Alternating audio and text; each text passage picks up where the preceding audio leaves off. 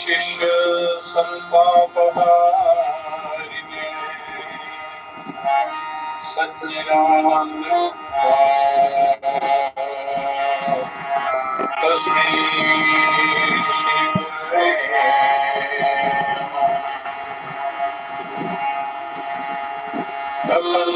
अखंडमंडलाकारं व्याप्तं येन चराचरं तत्पदं दर्शितं येन तस्मै श्री गुरवे गुरुर्ब्रह्मा गुरुर्विष्णु गुरुर्देवो महेश्वर गुरु साक्षात् परब्रह्म तस्मै श्री गुरवे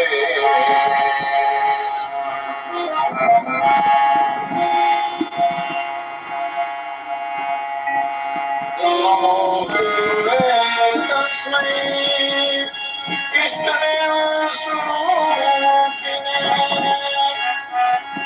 यस्य वानामृतं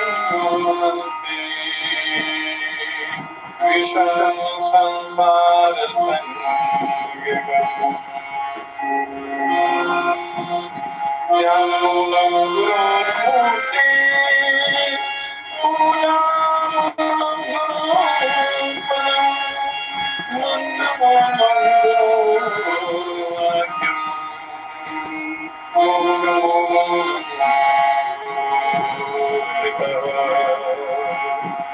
नन्दन्तु साधकाः सर्वे विनश्यन्तु विदुषकाः अवस्थाय शान्तिमे अस्तु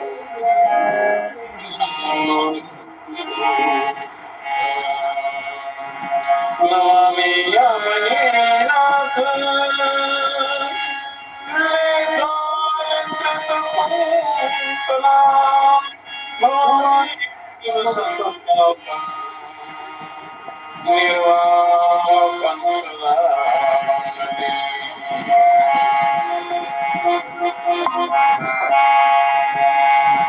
प्रणम्या शिरसा देवं गौरीपुत्रविनायकं हर्तावासं स्मरे नित्यम् आयुर्कामार्थसिद्धये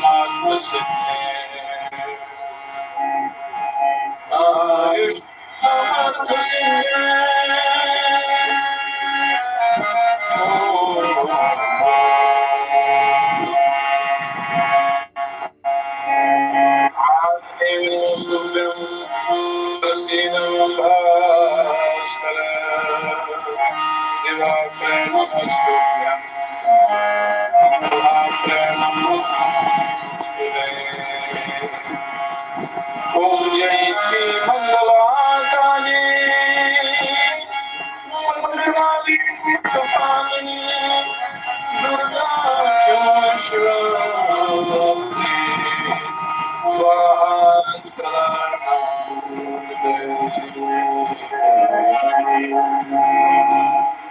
नमामि यमुनीनाथ लेखायकृतपुङ्कला भवामि संतापं निर्वापं सुभाननि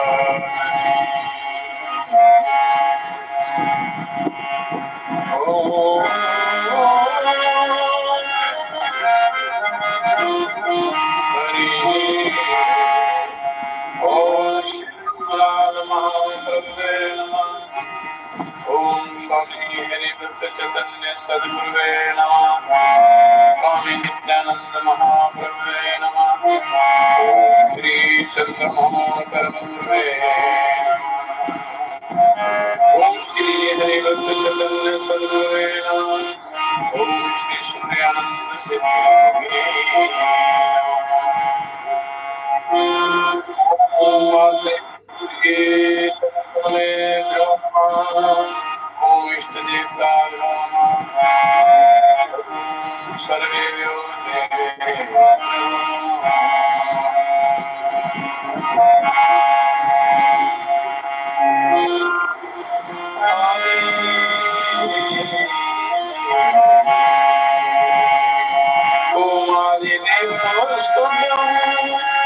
सिद्ध मम भास्कर दिवाकर नमस्कृत्यं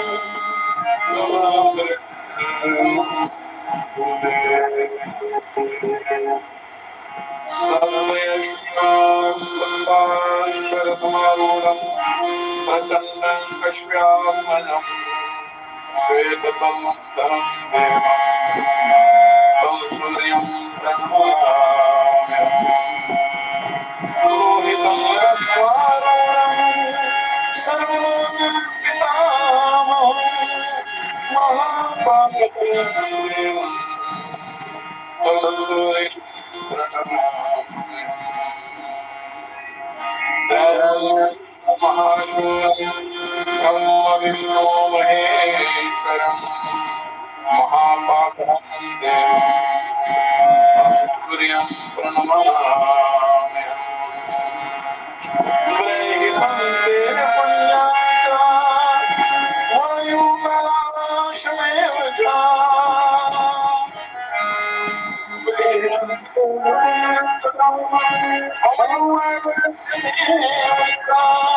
प्रभुं च सर्वभूतानां तं सूर्यं पुष्पसङ्काशं हारकुण्डलभूषितम् एकचक्रं धरं देवं तं सूर्यं प्रणमाम्यहम् तं सूर्यं महादेवप्रदीपनं महापापहरं देवं तं सूर्यं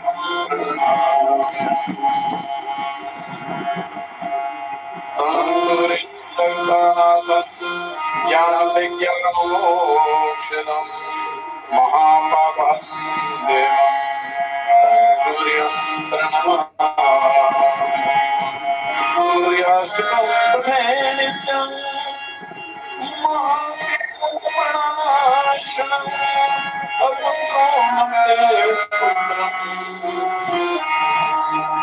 दरिद्रो धनवान् भवेत् आदिशं च या करोति प्रवेदिनी सर्वजन्मं भवेदरोगी प्रतिजन्मं दरिद्रवा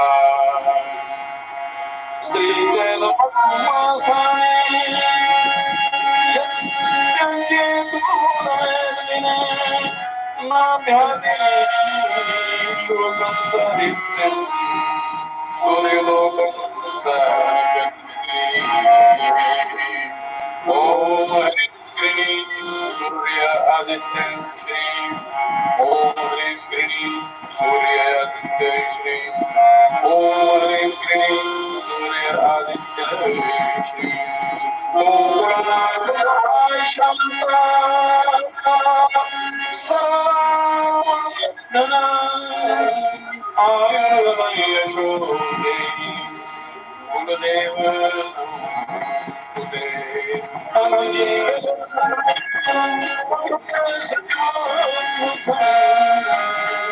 रामप्रिय नमस्ते अवदरण्य सर्वदा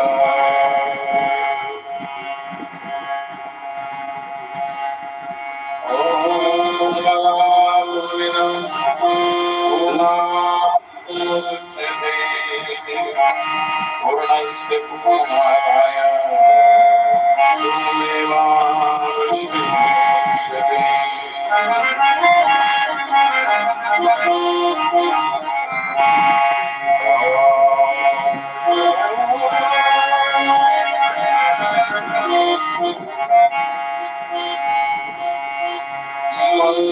मंगलम भगवान विष्णु मंगलम मंगलम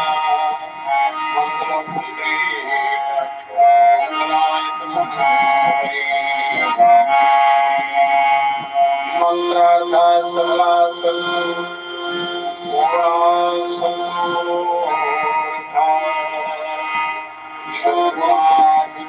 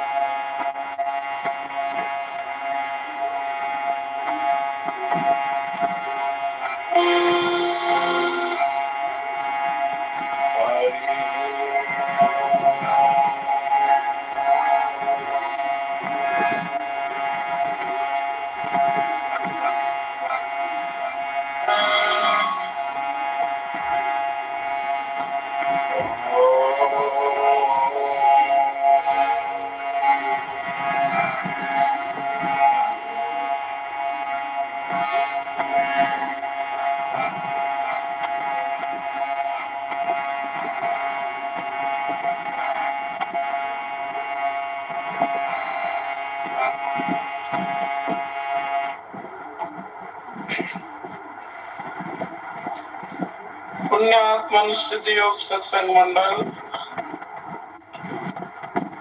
ब्रह्म ज्ञान जिज्ञासुओं,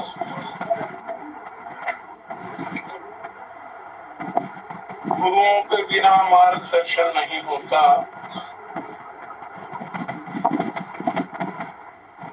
इस भव सागर में गुरु ही सहायता करते हैं। इससे पार उतरने का मार्गदर्शन बताते हैं, मार्गदर्शन करते हैं। वो सिद्ध योग मार्ग बताते हैं।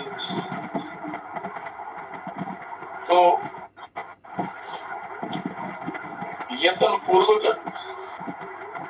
गुरुओं की शरण में जाकर साधना प्राप्त करनी चाहिए, अभ्यास करना चाहिए।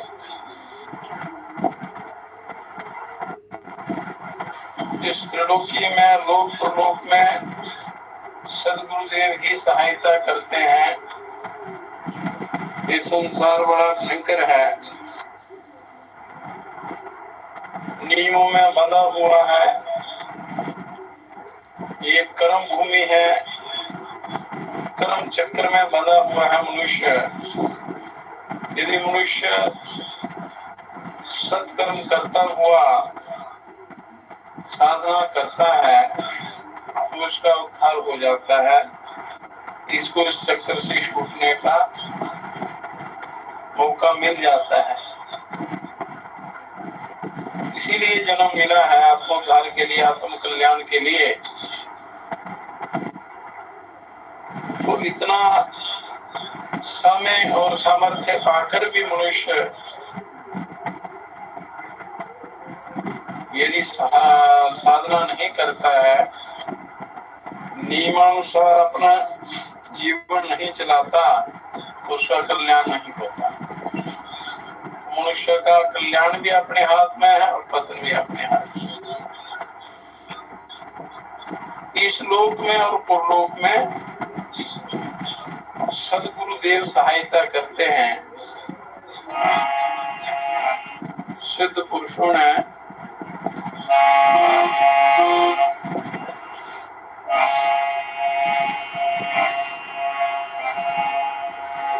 भजन के रूप में गुरुओं की महिमा का वर्णन किया है।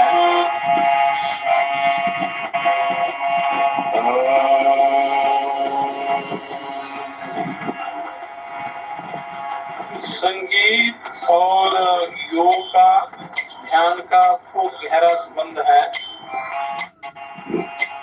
इसलिए इसको संगीतमय किया हुआ है उन्होंने। चित्त बड़ा जल्दी एकाग्र होता है। संगीत और योग एक साथ किया जाए तो ध्यान बड़ा जल्दी लगता है, चित्त एकाग्र होता है, मन की चंचलता नष्ट होती है। गुरुविंद को न सहाय नरक में, गुरुविंद को न सहाय,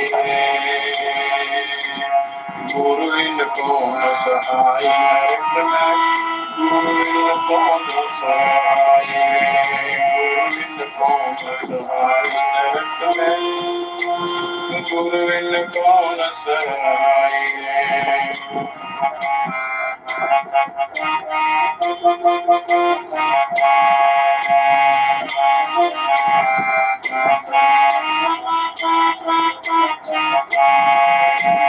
माता पिता सुत बांधव नारी, स्वार्थ के सब भाई, स्वार्थ के सब भाई। परमार्थ का बंधु जगत में,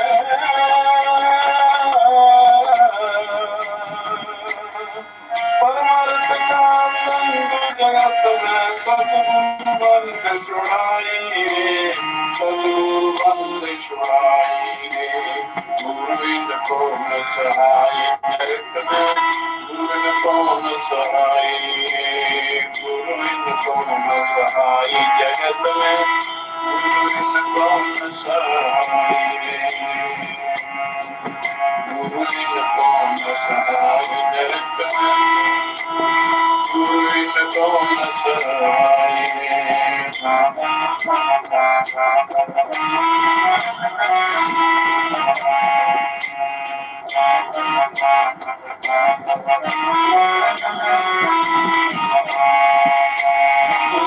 सागर जल दुस्तर भारी, ग्रह बसे दुख दायरे, ग्रह बसे दुख दायरे। गुरु खेतिया पार लगावे,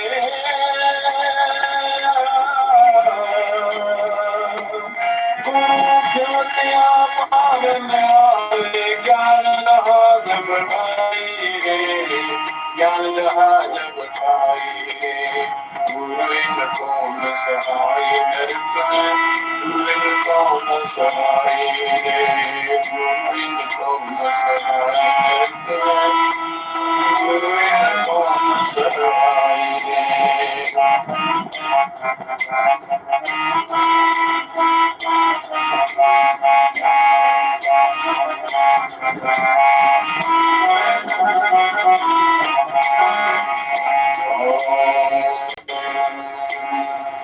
हरि ओम।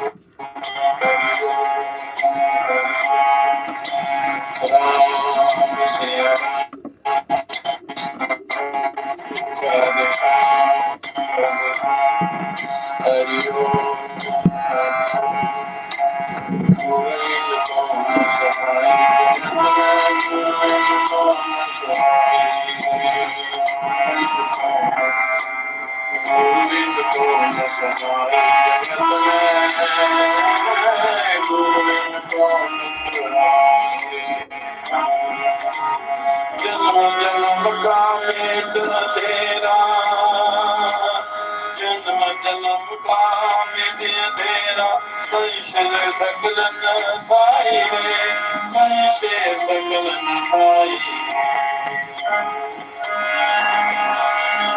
ओ पार ब्रह्म परमेश्वर पूर्ण,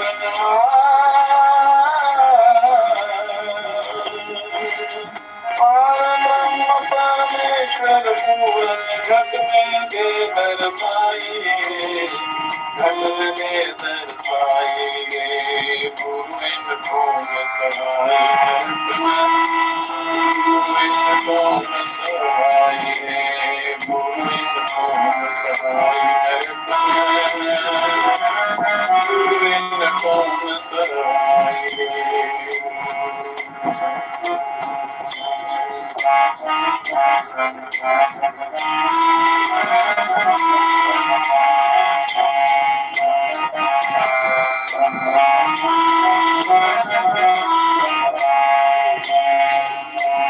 गुरु वचन, गुरु के वचन धार हृदय में, भाव भक्ति मन लाई रे, भाव भक्ति मन लाई। गुरु के वचन धार हृदय में, भाव भक्ति मन लाई रे, भाव भक्ति मन लाई। ब्रह्मानंद करो नित सेवा,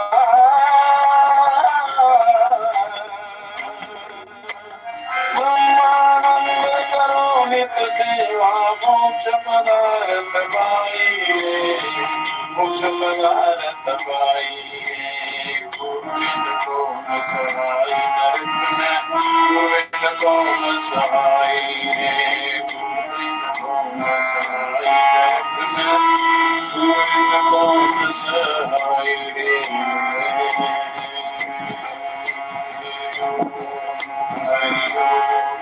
हरि ओम,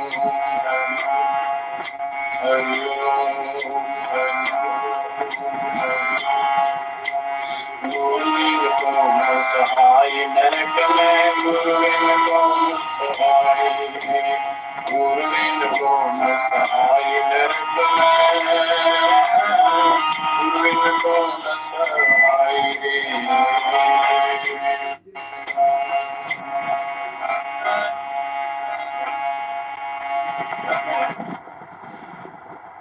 तो गुरुओं के बिना इस त्रिलोकी में कोई भी हितैषी नहीं है।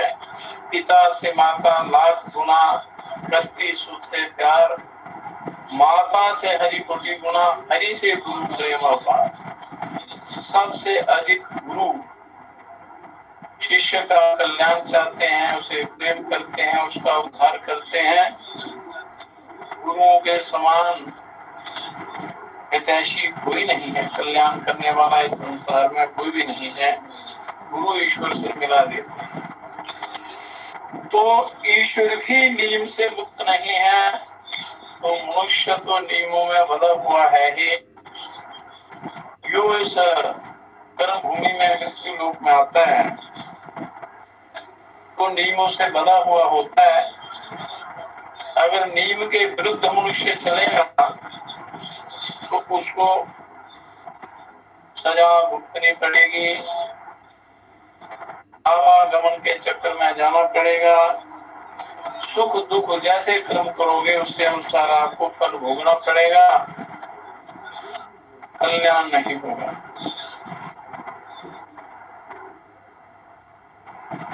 तो इस नियम से ईश्वर ने अपने को भी मुक्त नहीं रखा, वो ईश्वर भी बंधे हुए हैं नियम से, वरना मैं भी उसी कर्म मर्यादा में बंध गए हैं। भगवान राम ने शिवकर बाली को मारा, उसी का प्रतिफल उन्हें कृष्ण जन्म में बहेलिया द्वारा बाण से बेधे जाने के रूप में भुगतना पड़ा। मतलब कर्म फल भुगतना पड़ता है, चाहे अच्छा करो या बुरा। तो राम के पिता दशरथ ने श्रवण कुमार को बाण से मार दिया, तो उसके पिता ने श्राप दिया कि हमें जिस प्रकार पुत्र शोक में मरना पड़ रहा है, वैसे ही तुम्हें भी मरना पड़ेगा। ये कर्म का प्रतिफल मिलेगा ही।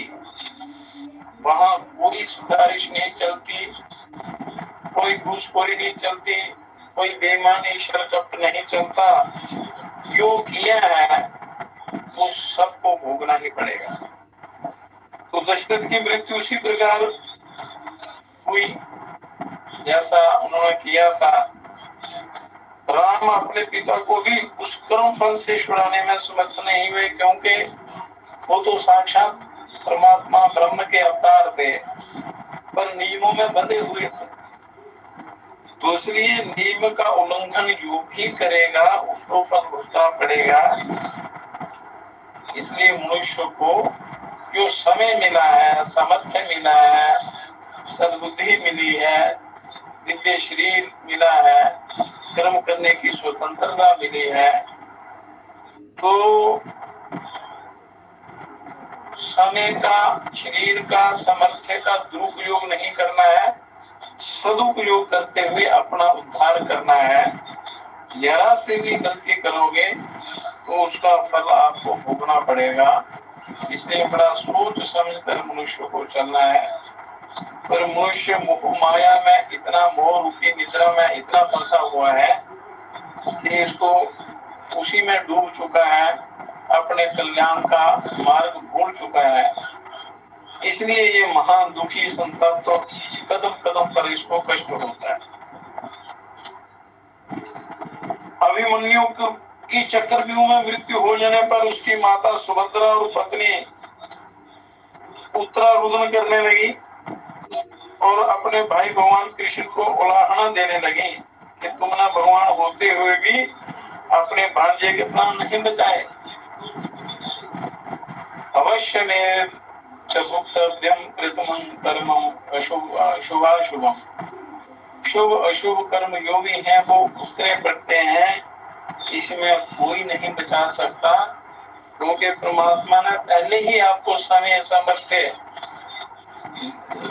और सामर्थ्य भी दिया हुआ है और समझाया भी हुआ है, मार्गदर्शन भी दिया है कि ये करोगे तो ये मिलेगा। इसलिए मनुष्य जब उनकी आज्ञा का उल्लंघन करता है, उन नियमों का उल्लंघन करता है जिसमें परमात्मा भी स्वयं बंधे हुए, तो मनुष्य उल्लंघन करेगा तो उसको फल भोगना ही पड़ेगा। इसलिए मनुष्य को सदा ईश्वर की आज्ञा का पालन करना चाहिए। कृष्ण ने महाभारत में बहुत विस्तार पूर्वक उत्तर दिया है कि समय पर कर्म फल के अनुसार सबको जाना पड़ता है, क्योंकि ये मृत्यु लोक है, जो आया है उसने जाना है। पर जो समय आपको मिला है उसका दुरुपयोग नहीं करना है, उसी में आपने अपना उद्धार, अपना कल्याण करना है। इस नियम से भगवान सभी ऋषि मुनि भी बंधे हुए हैं कि मृत्यु अटल है, जाना है। तो परमात्मा के उस विधान में व्यवधान नहीं डालना चाहिए, उसकी मर्यादा का उल्लंघन नहीं करना है। जो समय आपको मिला है तो उसका आपने सदुपयोग करना है।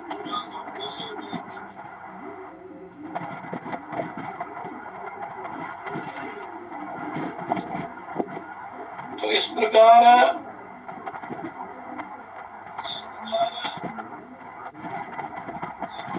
मनुष्य को उद्धार का मौका मिला है, अपने कल्याण का आखिरी दरवाजा है ये मनुष्य शरीर। तो जितना भी हो सके मनुष्य को अपने कल्याण का साधन करना चाहिए, साधना करनी चाहिए। तो चोरों ने राजकोष से चोरी की, मतलब मनुष्य के कर्म का फल जो है वो भुगतना पड़ता है। इसलिए मन वाणी और साक्षात कर्म से कभी भी कोई पाप, हिंसा, गलती नहीं करनी चाहिए, पवित्र कर्म करने चाहिए। मन, वाणी और कर्म जो है वो पवित्र होना चाहिए। तो चोरों ने राजकोष से चोरी की तो राक्षसों को आहट मिल गए, रक्षकों को आहट मिल गई। जो रक्षक थे, सिपाही थे, उनको पता चल गया। उन्होंने उनका पीछा किया। तो बचने के लिए चोरों ने रास्ते में मांडव्य ऋषि के आश्रम में चोरी का माल फेंक दिया। और मांडव्य ऋषि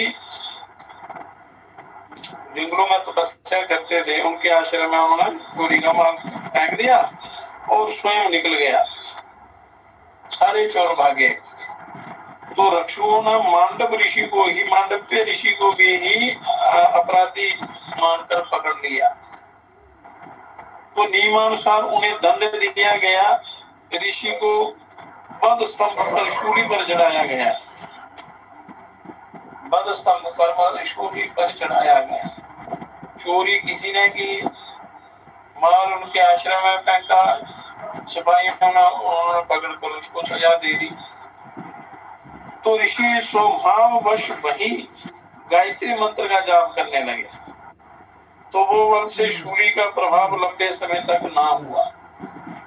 उसे फांसी का प्रभाव उन पर नहीं पड़ा, क्योंकि वो तपस्वी थे और उस समय तप करने लगे। तो राजा को सूचना मिली, उन्होंने समझ लिया कि भूल हुई है। तो राजा के रक्षकों के द्वारा भूल हो गई थी। तो धोखे से कोई श्रेष्ठ पश्चिमी पकड़ में आ गया है, ये राजा को, राजा की सोच में आया, उसको होश आया। तो उन्होंने ऋषि को मुक्त किया और भूल की क्षमा मांगी। तो ऋषि ने राजा तथा रक्षकों को तो भूल के लिए क्षमा कर दिया, किंतु यमराज को क्षमा नहीं किया। भूल राजा ने की और रक्षकों ने की। एक पहली भूल तो चोरों ने की, फिर रक्षकों और राजा ने भूल से ऋषि को पकड़ लिया और उनको सजा दी।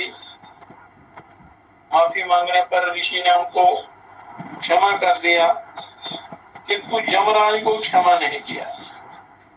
तो उनके दरबार में जाकर पूछा कि मैंने कोई पाप नहीं किया, फिर मुझे इतने समय तक शूली की यातना क्यों दी? मैं तो चलो तपोवन से बच गया, पर आपके विधान में ये अन्याय कहां से आ गया? तो जम बोले कि 3 वर्ष की आयु में आपने कांटे से तितली को भेज दिया। ये अनजाने में एक कांटे से तितली को आपने भेज दिया था, छोटे से जीव को, और उसकी ये सजा थी। मतलब कोई भी छोटा भी कर्म आप करेंगे, गलत कर्म करेंगे, उसकी बहुत सारी सजा मिलती है। इसलिए सोच समझ कर आपने बोलना भी सोच समझ कर है, कर्म भी सोच समझ कर करना है। बड़ा ज्ञान युक्त आपने एक कदम भी चलना है तो बड़ा ज्ञान विज्ञान युक्त चलना है, सोच समझ कर पग धरना है। तो पशु पक्षियों को पीड़ा देना भी अपराध है, किसी भी जीव को पीड़ा देना भी अपराध है।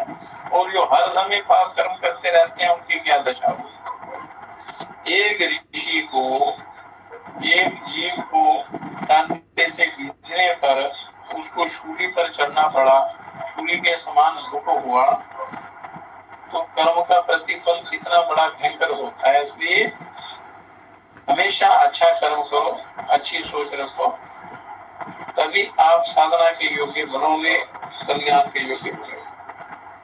तो तपस्वी ऋषि न्याय शास्त्र के भी मर्मज्ञ थे। ऋषि बड़े तपस्वी और ज्ञानी होते थे। तो हर प्रकार से वो मर के हर प्रकार के ज्ञान से वो संपन्न थे। उन्होंने कहा कि अबोध स्थिति से हुए अपराधों का दंड स्वप्न में दिए जाने की व्यवस्था है कि अनजाने में जो गलती होती है उनका दंड स्वप्न में दिया जाता है, क्योंकि न्याय शास्त्र के बड़े जानकार थे। आपने उसका पालन नहीं किया कि मुझे तो स्वप्न में दंड देना चाहिए था, मुझे गलत ढंग से यातना दी, कर्तव्य पालन में प्रमाद बर्तन के अपराध में मैं तुम्हें शाप देता हूँ कि तुम्हें शूद्र कुल में जन्म लेना होगा। ऐसा यमराज को उन्होंने शाप दे दिया। तो भारतीय संस्कृति की ये महानता रही है कि सर्वोच्च न्यायकर्ता को भी उसकी भूल का दंड दिया जा सकता है। यमराज इसी शापवश दासी पुत्र विदुर के रूप में जन्मे, वो विदुर के रूप में जन्मे। मतलब कोई भी गलती से भी कोई गलत पाप करेगा तो उसको भी दंड भुगतना पड़ता है। तो सजा देने वाले, न्याय करने वाले यमराज को भी सजा भुगतनी पड़ी गलती के कारण। तो इसलिए ये सारे देवता, ऋषि, मुनि, स्वयं ईश्वर, ये सब नियमों से बंधे हुए हैं। तो कर्मों का जो फल है ये भुगतना पड़ता है। इसलिए बड़ा सोच समझ कर मनुष्य को अपना जीवन बिताना चाहिए। बड़ा पवित्र स्वभाव, बड़ा सरल होना चाहिए। काम, क्रोध, लोभ इत्यादि, राग, द्वेष, ईर्ष्या, घमंड, अभिमान, चिड़चिड़ापन, अनादर, किसी का अनादर करने की आदत, ताने मीने मारना, गाली गलौज करना या जो भी है, ये सारे कर्म बन जाते हैं। गलत तो सोचेंगे वो भी आपका कर्म बन जाएगा। तो इस प्रकार मन में पवित्रता, सरलता और परोपकार की भावना ये होनी चाहिए। तो जीवन पवित्र होता है तो साधना का फल मिलता है। तो मनुष्य को कई बार बड़ी मेहनत करने पर भी उसको पूरा फल नहीं मिलता, दुखी रहता है। पूजा पाठ करने पर भी उसको लाभ नहीं मिलता। कारण क्या होता है कि कर्म ही ऐसे किए होते हैं कि उसके मुताबिक वो पाप नहीं कर पाता, इसलिए उनकी सजा उसको भुगतनी पड़ती है। तो इसलिए मनुष्य को अच्छी प्रकार ज्ञान की प्राप्ति करके गुरु की शरण में जाकर शास्त्रों का श्रवण करना और उस पर मनन करना, गुरुओं के बताए हुए रास्ते पर चलना, अभ्यास करना, तो फिर आपका जीवन जो है सफल हो सकता है, होता है सफल। तो जैसा बीज वैसी उसकी गति होती है। जैसे संस्कार होंगे आपके, जैसा बीज बोएंगे उसी के अनुसार आपको फल की प्राप्ति होती है, उसी के अनुसार आपकी गति होगी। इसलिए अपना जीवन परम पवित्र बनाने का ये प्रयत्न करना चाहिए।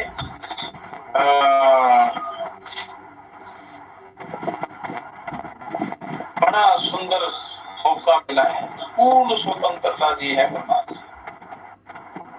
तो अब कर्म करना आपके हाथ में है, उसका जो प्रतिफल है वो ईश्वर देते हैं, वो भुगतना पड़ता है। चाहे ज्ञान से भुगतो या रो रो कर भुगतो, ज्ञानी भुगते ज्ञान से और भोगी मूर्ख भुगते रोए। तो जैसा भी वैसी उसकी गति होती है। एक आनंद नाम व्यक्ति के मन में एक प्रश्न बार बार उठता था कि मनुष्यों की स्थिति एक जैसे होते हुए भी उनमें से किसी को उत्थान का सुयोग और किसी को पतन का दुर्भाग्य क्यों मिलता है। एक जैसी गति है, स्थिति है मनुष्यों की, फिर किसी का उत्थान होता है, किसी का पतन होता है, किसी को सुख मिलता है, कोई सुखी और कोई दुखी, क्यों है। और इसका समाधान एक दिन उसने भगवान बुद्ध से पूछ ही लिया। भगवान बुद्ध से ये प्रश्न पूछा तो उन्होंने अनंत को अपने साथ एक उद्यान में घुमाने के लिए सोचा। तो एक दिन उसको ले गए किसी बाग में, वन में, किसी पार्क में ले गए और सुंदर फल फूल वाले और कंटीले विशाले पेड़ दिए और साथ ही कहा कि भूमि और सिंचाई एक जैसे होते हुए भी इनमें से कोई भला बुरा दिख पड़ता है। ये इनके बीजों की विशेषता का ही फल है, इनकी विशेषता ही फलित हुई है। जो जो जैसे इनके संस्कार हैं, जैसे इनके कर्म हैं, उसी के अनुसार इनकी गति है। कोई फल दे रहे हैं, कोई फूल दे रहे हैं, कोई कांटे घेर रहे हैं। तो मनुष्य का व्यक्तित्व ही बीज रूप से भली बुरी परिस्थितियों के रूप में परिणत होता है। उसका व्यक्तित्व ही, उसका आचार विचार व्यवहार, उसके संस्कार ही भली बुरी परिस्थितियों के रूप में दिखाई देते हैं। तो इसमें दोष या श्रेय किसी अन्य का कर्म नहीं है, वो अपना ही कर्म है। अगर कोई सुखी या दुखी है तो उसके कर्मों का फल। तो इसलिए कर्म आपको बड़े सोच समझ कर पवित्र करने चाहिए और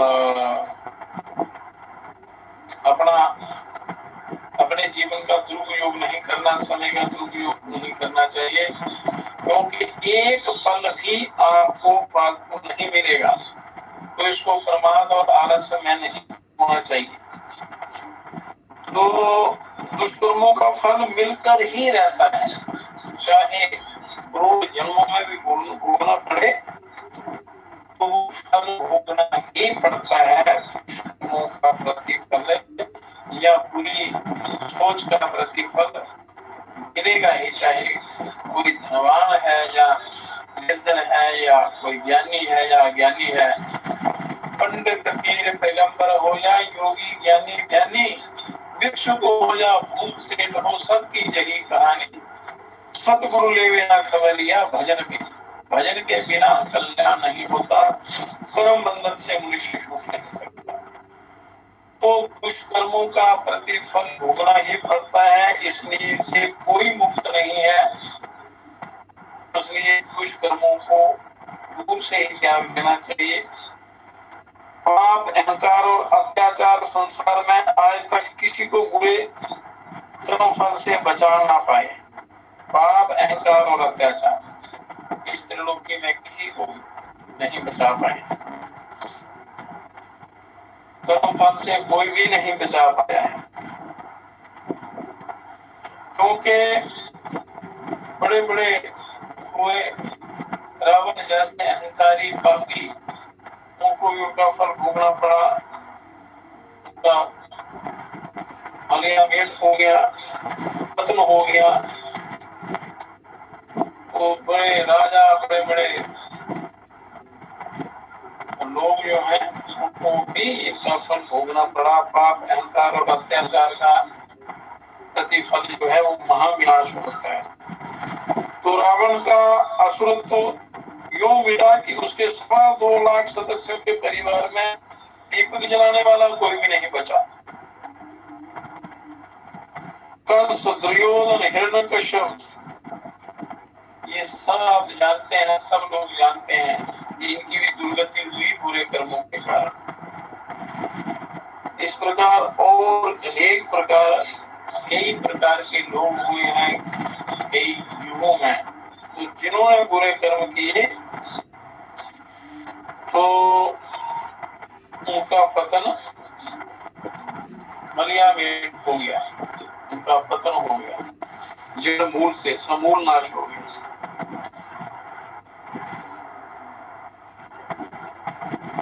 तो रावण के मृत शरीर में 100 छेद थे और उन सब में रक्त बह रहा था।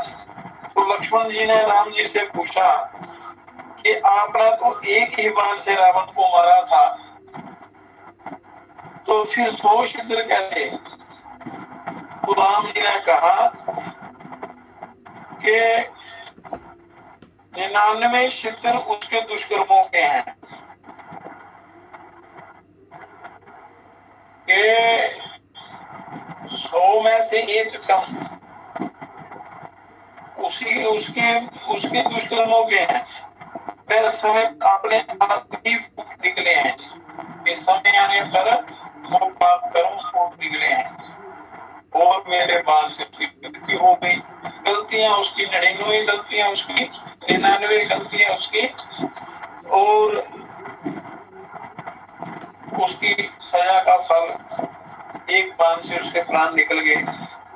तो कर्म फल की सारी व्यवस्था इतनी सुनिश्चित है कि उसकी सुनिश्चितता पर किसी को संदेह नहीं होना चाहिए। तो सुनिश्चित है, इसलिए मनुष्य को हर कर्म जो है बड़ा सोच समझ करना चाहिए। इसमें किसी को रियायत नहीं है, तो फल भोगना पड़ता है। तो ये अकारण नहीं होती, कोई भी कष्ट किसी को होता है तो उसके कर्मों का फल। तो जाने अनजाने में जो भी कर्म होते हैं उनको सजा मिलती है। तो कुछ भी अकारण नहीं होता। तो एक बेलगे के तीर से विकर्ण देश के राजकुमार की मृत्यु होगी, एक शिकारी के तीर से। तो बेहेलिया पकड़ा गया, दरबार में पेश हुआ। तो बेलिए से पूछा गया, तो उसने उत्तर दिया कि इसकी मृत्यु वहां ले पहुंची है, इसको ये मैंने नहीं मारा है, इसकी मृत्यु इसको वहां ले गई, मृत्यु बुलाई गई। और उसने कहा कि विधाता के आदेश से मैं मारती हूँ, मृत्यु भी बुलाई गई। तो उसको पूछा, उसने कहा कि मैं विधाता के विधान से बुलाई गई और विधाता के विधान से मैं मारती हूँ। विधाता का आह्वान किया गया तो वह बोले, हम तो आत्माओं के कर्म फल को देखकर कोई विधान बनाते हैं, कि आत्माओं के जो कर्म फल है उसके अनुसार हम विधान बनाते हैं। तो राजकुमार की आत्मा बुलाई गई। उसने कहा, उसकी आत्मा ने कहा कि पिछले जन्म में मैंने इसी स्थान पर एक हिरण को मारा था और वह हिरण ही बेहेलिया बनकर मेरे प्राण हरण करके ले गया है। तो ये कर्मों का फल होता है, कोई भी चीज अकारण नहीं होती है। हम एक दूसरे को दोष देते हैं, परमात्मा को दोष देते हैं। तो ये कर्म की व्यवस्था है। कर्म अकर्म विकर्म, इनका अच्छी प्रकार ज्ञान प्राप्त करके मनुष्य को अपना जीवन बनाना चाहिए। कर्मण्यश्चैव बोधव्यम बोधव्यं च विकर्मणा अकर्मण्यश्चैव बोधव्यम ज्ञाना कर्मणो गति। इस कर्म की गति बड़ी गहन है, तो इसकी अच्छी प्रकार जानकारी करके मनुष्य को अपना जीवन सफल बनाना चाहिए। तो इनसे छूटने के लिए शास्त्रों में अनेक प्रकार के उपाय बताए गए हैं।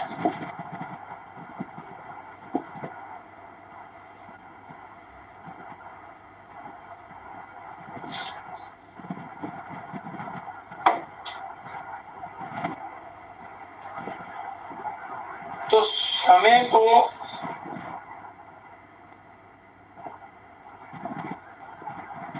आपने अपने सही उपयोग में लाना है और एक एक पल जो है बड़ा कीमती है, उसको व्यर्थ नहीं जाने देना है। हर पल को, हर श्वास को आप भजन बना लो, साधना बना लो, साधना में रहो। चलते फिरते उठते बैठते खाते पीते सोते बस अपने श्वासों की गति पर ध्यान दें कि मेरा ये अजपा जाप चल रहा है, मेरा जो संबंध ईश्वर से जुड़ा हुआ है, मैं उसी के श्वास ले रहा हूँ, परमात्मा के श्वास ले रहा हूँ। तो इस रहस्य को अच्छी प्रकार समझकर मनुष्य को एक पल भी जाया नहीं करना है। तो इस संसार में जितने प्रकार के साधन हैं, आत्म कल्याण के साधन हैं, ये मनुष्य जन्म तो मिला, पर इसमें उद्धार कैसे हो, कल्याण कैसे हो, शास्त्रों में हजारों लाखों साधन हैं। और कोई ऐसे साधन हो जिनसे इस कली काल में इन मनुष्यों का शीघ्र उद्धार हो, कल्याण हो। तो उनमें 4 प्रकार के साधन ही श्रेष्ठ हैं।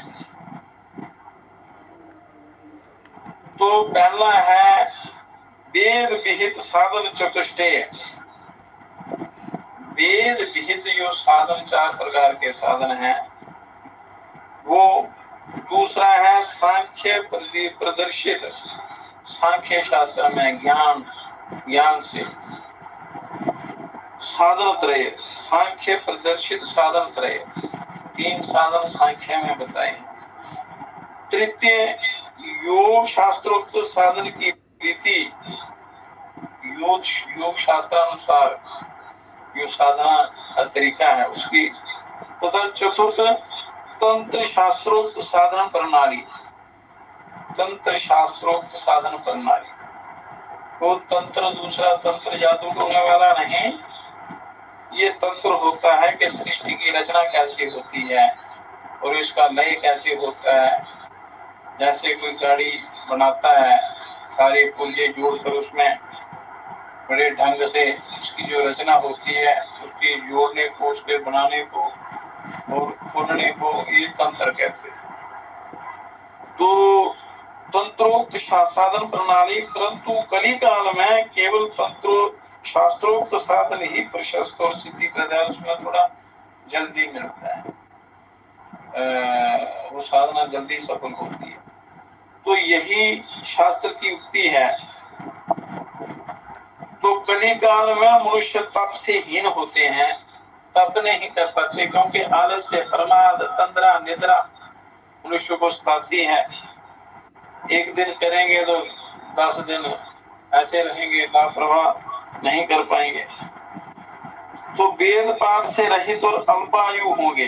कली युग में मनुष्य तप रहित, वेद पाठ से रहित, अल्पायु होंगे, आयु भी कम होगी और वे कमजोरी के कारण उस प्रकार के क्लेश और परिश्रम के सहने में समर्थ नहीं होंगे। शरीर में आदि व्याधियां लगी रहेगी, खान पान शुद्ध नहीं होगा, उसके कारण शरीर कमजोर होगा और शरीर में भारीपन आ जाएगा, कफ वात पित्त बिगड़ जाएंगे अपनी गलतियों के कारण। तो शरीर साधना के योग्य नहीं रहेगा और अतएव उनसे दैहिक परिश्रम किस प्रकार संभव हो सकता है। तो कली काल में गृहस्थ लोग केवल आगमोक्त विधानों के अनुसार ही कर्मानुष्ठान करेंगे और हे शिव, दूसरे प्रकार की विधियों से अर्थात वैदिक, पौराणिक और समार्थ सम्मत विधियों का अवलंबन करके क्रियानुष्ठान करने से कदापि सिद्धि लाभ करने में समर्थ नहीं होंगे। इतना उनमें समर्थ नहीं होगा। समर्थ तो परमात्मा ने दिया है, पर विषय भोगों की लालसा के कारण, आलस्य, प्रमाद, तंद्रा, निद्रा के कारण वो ये नहीं कर पाएंगे। तो तांत्रिक साधन का महत्व बताते हैं महात्मा कि वो तांत्रिक, दूसरा उसको गलत दृष्टि से नहीं सोचना है। ये तंत्र एक विज्ञान है। तांत्रिक साधना 2 प्रकार की है, बहिर्याग और अंतर्याग। एक बाहरी क्रियाएं होती हैं और एक अंतर्याग होता है, अंतर्करण, अंदर शरीर के अंदर का। बहिर्याग में गंध, पुष्प, धूप, दीप, तुलसी, बिल्व पत्र, नैवेद्य आदि के द्वारा पूजा की जाती है। वो एक शॉर्टकट तरीका होता है, इनसे पूजा की जाती है देवताओं की। और अंतर्याग में इन सब बाह्य वस्तुओं की आवश्यकता नहीं होती, उसमें 5 भूतों के द्वारा ही मानसिक पूजा की जाती है। जैसे कल बताया था कि पृथ्वी, जल, अग्नि, वायु, आकाश इनके सूक्ष्म रूप, रस, गंध, शब्द, स्पर्श इत्यादि, ये पंच तन मात्राएं इत्यादि, इनके कैसे इनकी रचना होती है, कैसे ये पंचतंत्र चलता है। तो मानसोपचार के उपकरण स्वतंत्र होते हैं और इनमें पंचभूतों के द्वारा उपचार कल्पना करनी पड़ती है। उपचार की कल्पना करनी पड़ती है, भावना से ही वो पूजा पूर्ण मानी जाती है, संपन्न मानी जाती है।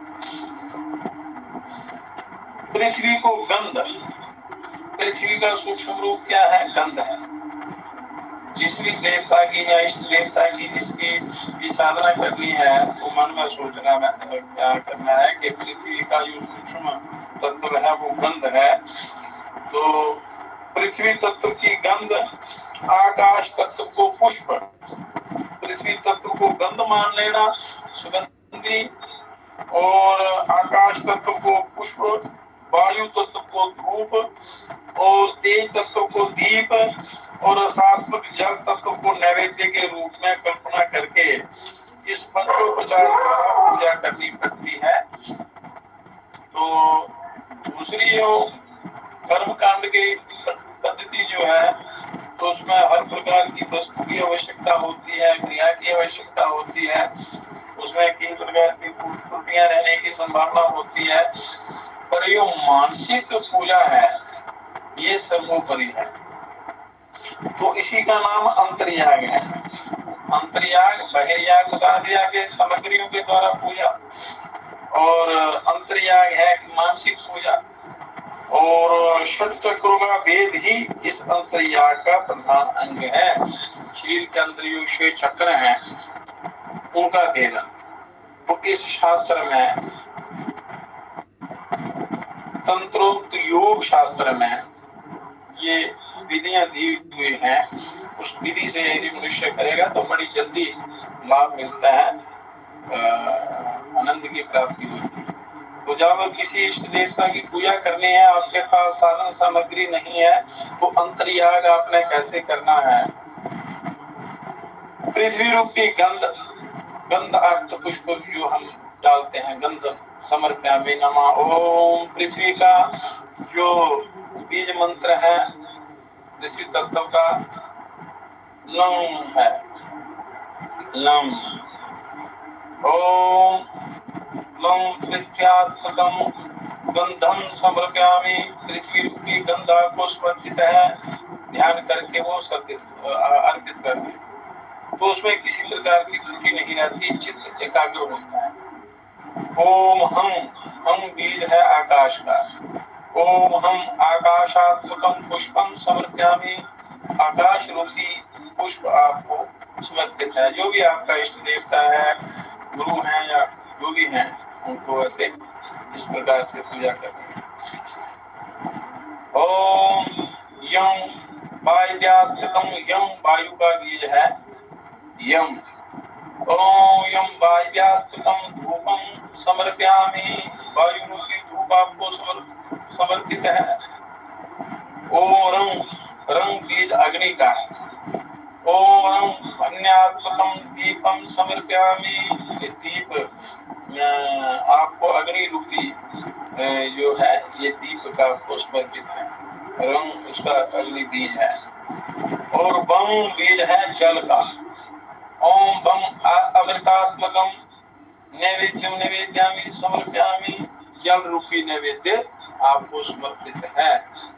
और सर्वोपचार ओम संग, समस्त प्रकार की सामग्रियां जो भी हैं मानसिक तौर पर के जिस चीज की कमी रह गई है, ओम संग सर्वात्मकं सर्वोपचारान् पूज्यामि, ये सब प्रकार की जो पूजा सब सामग्रियां आपको मानसिक रूप से आपको समर्पित हैं।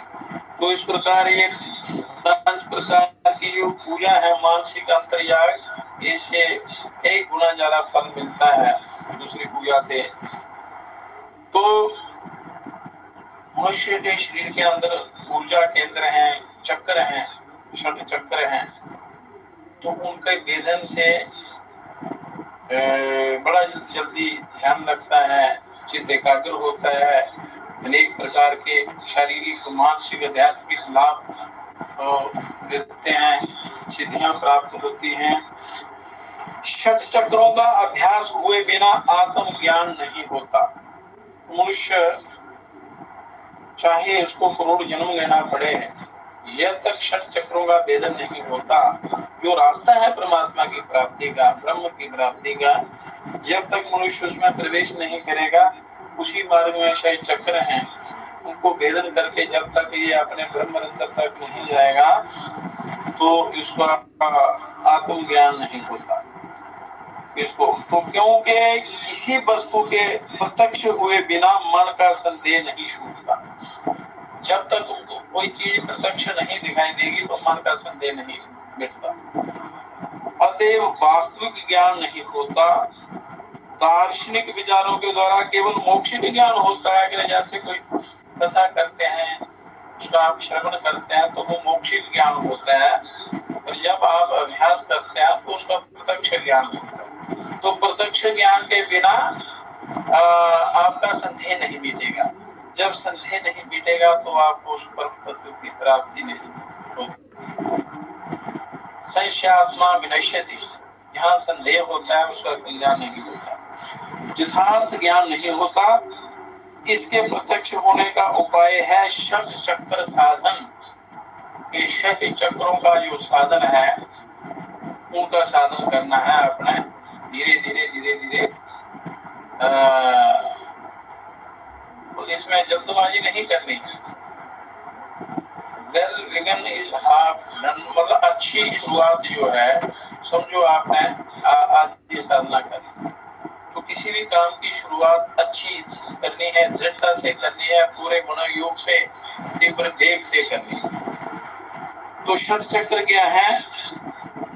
ईड़ा पिंगलोर मध्ये सुषुम्ना च भवेत् खलु षट स्थानेषु च षट शक्तिं षट पद्मं योगिनो विदुः।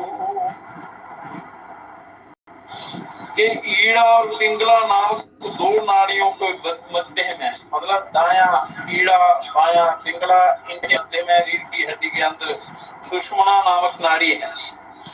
उनकी शाह ग्रंथियों के पद्माकार रूप से शाह चक्र संलग्न है। इनमें शाह ग्रंथियों के रूप में 6 चक्र हैं रीढ़ की हड्डी के अंदर सुषुम्ना नाड़ी में। तो गुह्य स्थान से, गुप्त स्थान से, और इसमें गुह्य स्थान में, उपस्थ में, गुह्य स्थान में, फिर योनि स्थान में, नाभि देश में, हृदय में और कंठ में और दोनों भ्रू के बीच में, इन 7 स्थानों में शाह चक्र विद्यमान है। मूलाधार चक्र, स्वाधिष्ठान चक्र और मणिपुर चक्र, अनाहत चक्र और विशुद्धि चक्र। ये 7 चक्र सुषुम्ना नाड़ की शाह ग्रंथियों के रूप में प्रसिद्ध हैं। और इन शाह चक्रों में आज्ञा चक्र भी है भ्रूर मध्य में। यहाँ इन शाह ग्रंथियों का भेदन करके जीवात्मा का परमात्मा के साथ संयोग करना पड़ता है, और इसी को प्रकृति योग कहते हैं।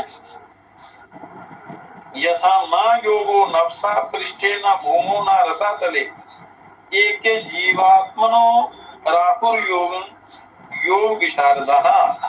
ये देवी भागवत में लिखा हुआ है, श्रीमद् देवी भागवत में। वेद पुराणों में, उपनिषदों में सब कल्याण की बातें लिखी हैं। मनुष्य उनका श्रवण करके यदि उन पर अभ्यास करे, साधना करे, तो इसका उद्धार हो सकता है। तो योग विशारद लोग जीवात्मा के साथ परमात्मा की एकता साधन करने को ही योग के नाम से निर्देश करते हैं। और योग की क्रिया सिद्धि के अंश का नाम साधन है। योग की जो क्रिया की जाती है उसकी सिद्धि के अंश का नाम साधन है। तो साधन मनुष्य को किए बिना उसकी प्राप्ति नहीं होती। अब किस स्थान में कौन सा चक्र है, तो इसका वर्णन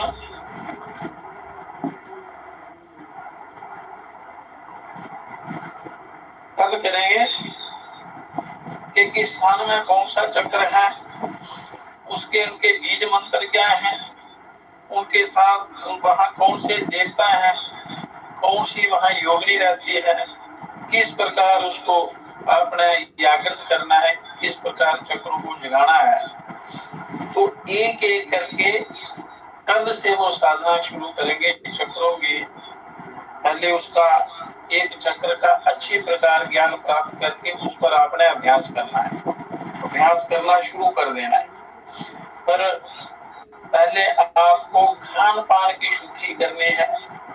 मांसाहारी या कोई मद्यपान करने वाले या किसी प्रकार का भी नशा करने वाले वो साधना तब तक नहीं करें जब तक वो उसका त्याग पूरी प्रकार त्याग नहीं कर सकते, त्याग नहीं कर देते। जब तक आप उन चीजों का तामसिक और ये इन चीजों का त्याग नहीं करेंगे तब तक साधना से कोई लाभ नहीं मिलेगा, हानि होने की संभावना रहती है।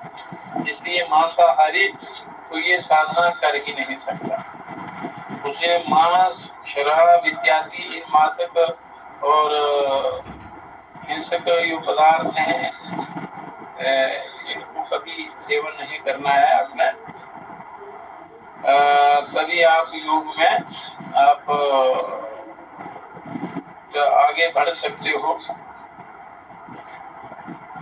और बड़ी युक्ति से ये साधना करनी है। आहार, आचार, विचार और अपने नियम का, अपने जो दैनिक नियमावली है उसका पूरा ध्यान रखना है, खान पान का ध्यान रखना है। तभी योग में सिद्धि मिलेगी, तभी चक्र आपके खुलेंगे, वो सात्विक शक्तियां आपको प्राप्त होंगी और उनसे जो असाध्य रोग हैं, चक्र साधनों से क्या होता है, ये ऊर्जा केंद्र है, जो किसी औषधि से या किसी भी उपचार से ठीक नहीं हो सकता। तो उसमें चक्रों पर ध्यान करने से, उनको जागृत करने से महान पातक, महाभयंकर बीमारियां भी ठीक हो जाती हैं और आदि व्याधियां ठीक होंगी तो मन आपका स्वस्थ होगा, शरीर स्वस्थ होगा, परमात्मा में लगेगा तो आप इस योग के अधिकारी बन जाएंगे और उसके द्वारा परमात्मा को प्राप्त कर लेंगे। तो सब कुछ आपके पास है, सिर्फ उसको करना है। आलस्य, प्रमाद, तंद्रा को त्याग कर साधना में रत होना है, अपनी आदतों को सुधारना है, अपने कर्म को सुधारना है। वही मूल बात बार बार शास्त्र यही कहते हैं कि आपका आहार, आपका आचार, आपका विचार, आपके विचार, आपका व्यवहार ये पवित्र होना चाहिए, सदाचारी होना चाहिए, आचारहीन नहीं होना चाहिए। तो तभी आप कल्याण को प्राप्त हो सकते हो, नहीं तो बीच में भटक जाते हैं, बड़े बड़े भटक जाते हैं क्योंकि साधना नहीं होती, केवल मौखिक ज्ञान होता है।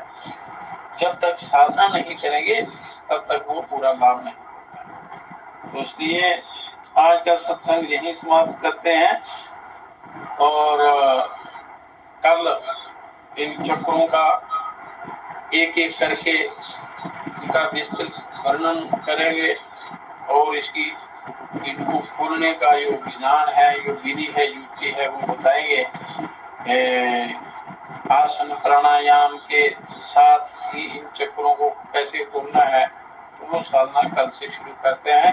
हे परम पिता, हे विश्व पिता, हे राष्ट्र पिता, हे जगदाधार, हे करुणामय दीन दयालो, पूर्ण गुरु हे अपरंपार, हे महेश अब शीघ्र कृपा कर, हमें दीजिए योग विचार, मानवता के प्रेरक बनकर नाथ करे सुखमय संसार। हे परम पिता, हे विश्व पिता, हे राष्ट्र पिता, हे जगदाधार, हे राष्ट्रपिता हे जगदाधार, हे परम पिता हे विश्व पिता, हे परम पिता हे विश्व पिता, हे राष्ट्रपिता हे जगदाधार, हे राष्ट्रपिता हे जगदाधार। समानता योग का विकास हो, विश्व में ईश्वर शक्ति का प्रकाश हो, सभी कर्तव्य परायण हो, परस्पर प्रेम हो, सबका कल्याण हो, सदगुरुदेव महाराज की जय हो, सत्य सनातन मार्ग की जय हो। ओम हर हर हरि हर महादेव। जनता जनार्दन की जय हो, सभी श्रोताओं की जय हो। शांति ही शांति ही शांति ही।